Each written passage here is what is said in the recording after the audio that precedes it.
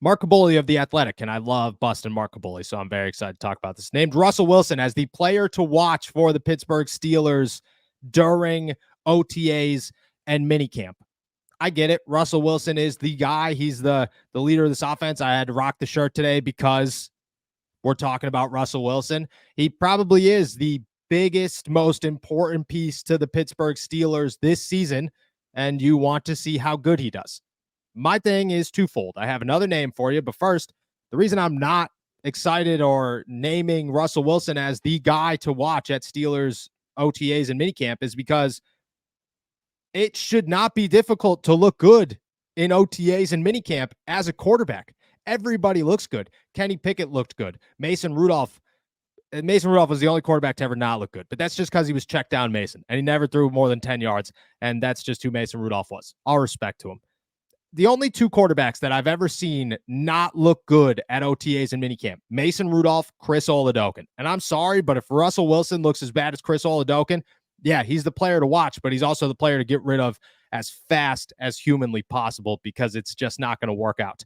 I have zero expectations for Russ coming in here and not being phenomenal with helmets and shorts on. It's just, yeah, it's not going to happen. Like, you're not going to put a quarterback out there and say, you've been here for months. You've been working with these guys already. You're going to go out there and you are not going to. First off, George Pickens can catch anything within a 15-mile radius. If you just throw the ball up, he's going to come down with it. So that's not very difficult. You got Calvin Austin. Most of these throws and offensive plays are very vanilla. They're not throwing everything out there. They're keeping everything as basic as humanly possible.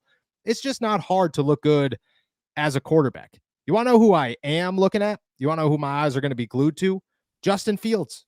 Because what's Justin Fields doing? Is there Justin Fields packages? Is Justin Fields out here throwing 60-yard passes, or is he running the football all the time? Is Arthur Smith utilizing him in creative ways, or is Justin Fields just coming in here and being a backup quarterback? That's who I'm going to be watching. What are they doing with Justin Fields? Because you could still be vanilla and have quarterback runs. You could have options. You could put those are as vanilla as they come. They're not super crazy. They're not very complicated. What's Justin Fields looking like? Is Arthur Smith a big fan of Justin Fields? Is he the guy that, he can't get enough of him? He's out there more often than he's not. What's the initial spark of Justin Fields? That's where I'm sitting because, yeah, it's going to look easy for Justin Fields to look good. I just want to know what the Steelers are looking at with Justin Fields. And I think this is the first time that we could end the speculation and start talking about real football and what we see, and maybe Justin Fields gets a little bit more attention than we expected. Yeah, I mean, the quarterback portion of it, I'm still excited to see. Obviously, it's been a long time since we've heard all these names, yes. Wilson, Fields, to see them with their full complement of receivers. How does the Wilson connection look? How does George Pickens look? Where does, Russell Wilson and Justin Fields put the ball? But I agree with you. Obviously, you're playing 7-on-7, and these are the greatest quarterbacks in the world. At least 2 of the 64 best quarterbacks in the entire world. They're obviously going to look very good. But how much do they value Justin Fields outside of being a backup quarterback? That is a huge question mark right now. That is probably one of the biggest question marks surrounding this team. And it's kind of hard to believe because it's about their backup quarterback. But when you have that much talent, I mean, we already had the Jalen Warren talking about Danny Smith saying, yeah, maybe we'll throw him back there on kick return. So with all of these question marks, can we get some of them answered here in a week? And that would be obviously something to talk about and something to be very interesting as a thread to pull as we go through the stages here leading up to Latrobe and then eventually the season. Yes, exactly.